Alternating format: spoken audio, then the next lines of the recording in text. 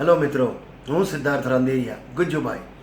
दोस्तों, Shailendra education society Gujarati माध्यम જ્યાં શીખવવામાં આવી રહ્યું હતું, પરંતુ શ્રદ્ધાબેનના જણાવ્યા પ્રમાણે કદાચ આ છેલ્લું યર છે ગુજરાતી મીડિયમ માટેનું.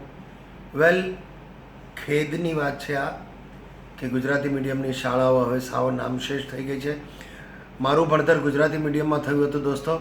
વધારે તો હું શું કહું, પણ આ આરંભ નામ આપ્યું છે આપણે ઇવેન્ટને.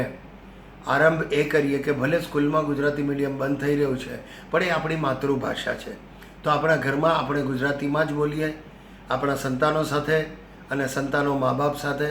સાથે સાથે ગુજરાતી લિટરેચર તો હવે કદાચ વાંચી નહીં શકાય, પરંતુ